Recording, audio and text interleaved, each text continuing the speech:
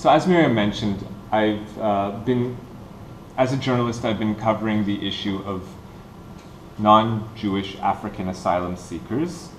There's a group of immigrants that have come to the country between 2006 and 2012, 60,000 of them. But before I speak about them specifically, I just want to step back. I hope I'm not stepping on anyone's toes, people who are going to be covering similar ground. I just wanted to tell you one of the difficulties I find when discussing issues of race, which I discuss a great deal when I report on this topic.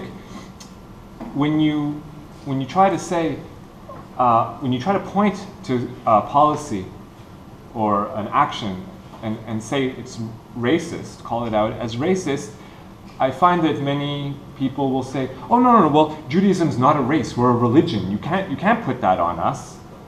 And then if you focus on something in a religious text and point out how in the religion there are tracts that are discriminatory, then they say, oh no, we're not. The Jewish people aren't a religion. We're an ethnic group. We're a race. And this slippery switching from framework to framework in order to avoid having a concrete discussion. All of these things are made up by humans. Race, religion, nationality, ethnicity, these are just words, and they're concepts that we invent. It all comes down to the same thing, Is there one system of justice? Is there one framework? Is there one set of rules, one set of rights, one set of privileges for all humans? You can expand that to non-human animals, but for the purposes of this conversation, we'll talk about humans. So, I live in Israel and I report on what's happening in Israel, and there's a lot of problems to do with race. And I'll just speak about some of the main groups. There are other African groups in Israel, like African Palestinians, Palestinian Africans.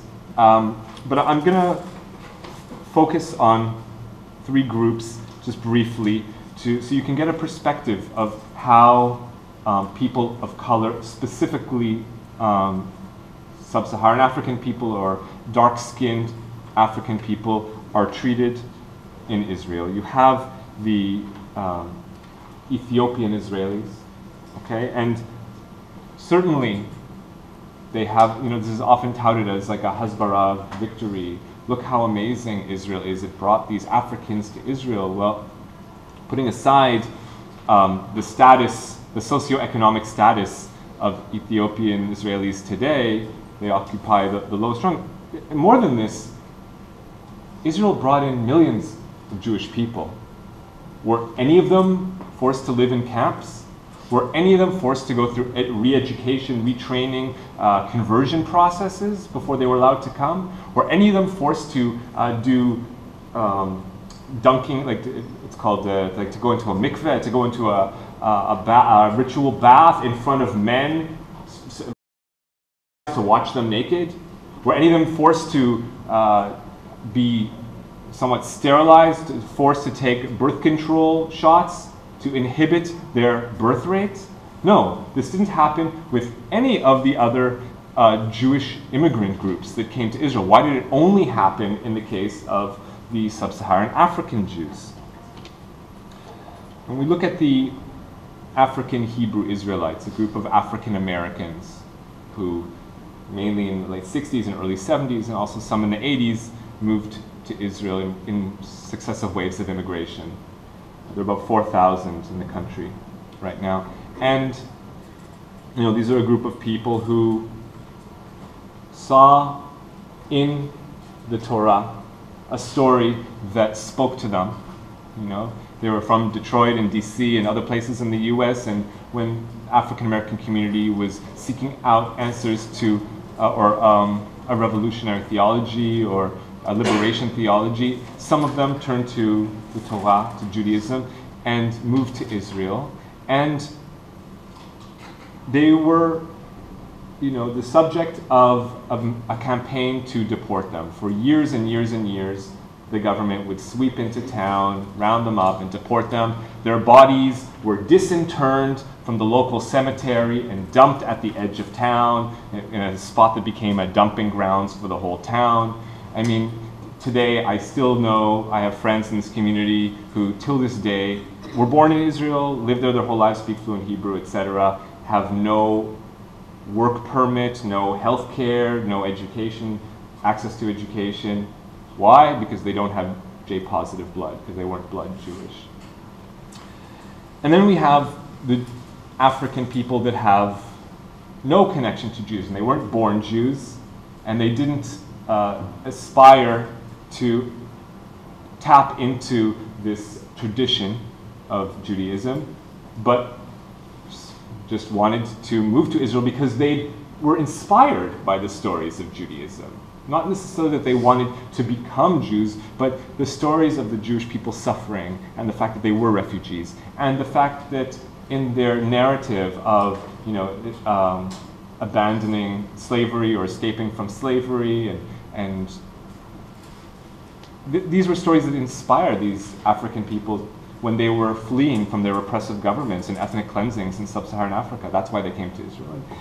And we are seeing in recent years the most shameful, it's hard to say what's the most shameful, there's so many shameful things happening, sadly, but we have the government actually rounding them up off the streets of Tel Aviv into internment camps in the middle of the desert, potentially for the rest of their lives. There's no release date. They've committed no crime except following international law, coming to the country, walking across the border, presenting themselves, saying, here I am, I'm requesting refugee status. And for that crime, or crime of not being Jewish when they do so, they're being rounded into camps. So this is how non-white, or specifically sub-Saharan African people are treated in Israel. There's a huge problem with race, but let's be honest, okay? We definitely do need a separation of synagogue and state.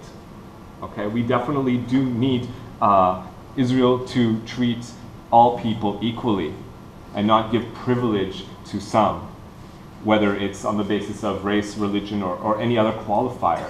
But I'm going to say something that it's not really popular, because if anything else I said is popular. But this is even less popular because the problem of racism did not begin, and it's not going to end with Zionism. If we do away and we make one democratic state in Israel, or no state, just total, socialist revolution, or whatever the future looks like, it's not going to solve the serious problem of the racism that's inherent in modern Orthodox Judaism. It's not popular to say this, but there's no escaping it. There's no avoiding it. Let's look for a minute at the African Holocaust, okay? Transatlantic slave trade. For hundreds of years, yeah, it's true that there are Jewish groups who like to say, hey, that's unfair. The Jewish people who immigrated to the Americas had no greater of a role in the slave trade than did Christians. That's about the lowest bar you can possibly ask. We're talking about uprooting 100 million people or more, and 50 million people dying in the Middle Passage, and people. I don't need to go right now into the history of the African Holocaust. It's horrific. But what you may not know is that throughout, you had Jewish people moving to the Americas and holding slaves and trading slaves and selling slaves. You had people dying and then willing their slaves after their deaths to the synagogue. My stamp collection is going to go to Moti. My house is going to go to Yocheved, and my slave, so-and-so, is going to belong to the synagogue.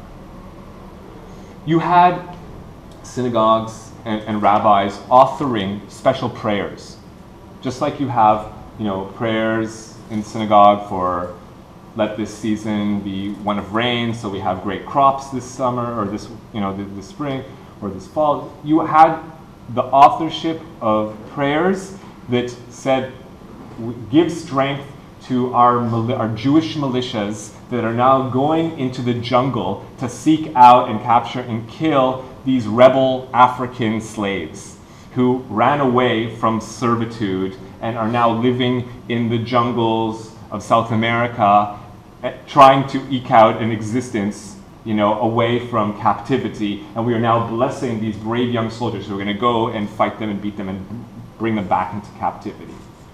So the Jewish institutions, the religious institutions, the cultural institutions, were complicit. There has never been an accounting of this. There's never been an apology for this.